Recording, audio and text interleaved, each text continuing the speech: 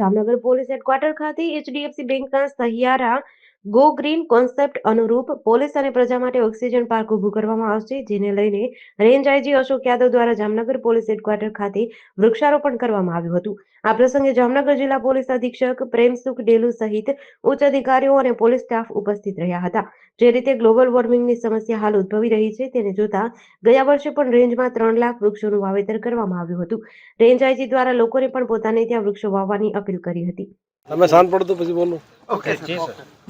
આજે corporate social responsibility અંતર્ગત HDFC bank દ્વારા પોલીસ હેડક્વાર્ટર જામનગરમાં 25,000 વૃક્ષારોપણનું વાવેતર કરવામાં આવેલું છે.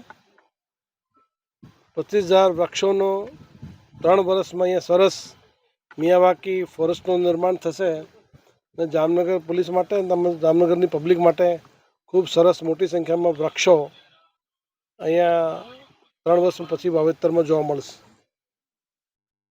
ગો ગ્રીન કન્સેપ્ટની અંતર્ગત એક બહુ સારો પ્રયાસ છે. આજે આપણે ખ્યાલ છે કે જે ગ્લોબલ વોર્મિંગ અને બીજા જે પર્યાવરણની સમસ્યાઓ છે એના માટે પોલીસનો એક બહુ મોટો આ પ્રોજેક્ટ છે.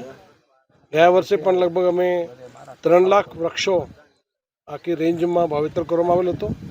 આ વર્ષે પણ અમારો 3 લાખનો હેતુ છે. આપણે મારફતે પણ પબ્લિકને પણ અપીલ કરું છું કે કોઈ પણ વ્યક્તિ પોતાના ઘરે, શેરીમાં, પોતાના ખેતરમાં એ દરેક વ્યક્તિ વૃક્ષારોપણ કરવું જોઈએ અને વૃક્ષોનું જતન કરવું જોઈએ, જેથી આપણે બધા અર્થની જે પ્રોબ્લેમો છે એને દૂર કરી શકીએ અને ખૂબ સરસ ગો ગ્રીન કન્સેપ્ટની અંતર્ગત આખા દેશનું નિર્માણ કરી શકીએ. Thank you so much. બીજા કોઈ આ માટેના પ્રોજેક્ટ આગામી દિવસોમાં 10 નવા પ્રોજેક્ટને સૌથી મોટું કોઈ પાર્ક માટેનું આયોજન ભવિષ્યમાં બીજા બેંકો પણ આ ફિલ્ડમાં આવશે તો અમે લોકોને રિક્વેસ્ટ કરશું. કોઈ પણ અમે લોકોને જમીન આપીશું અને પોલીસ હેડક્વાર્ટરની જે જગ્યાઓ છે એ જગ્યાઓના અંતર્ગત એ વૃક્ષારોપણ કરી શકે છે. આજે એચડીએફસી શરૂઆત કરી છે.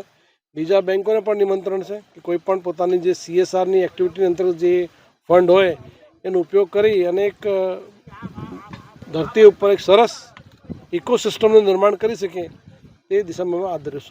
જેડીસી ન્યૂઝ સાથે સંજીવ રાજપૂત, જામનગર.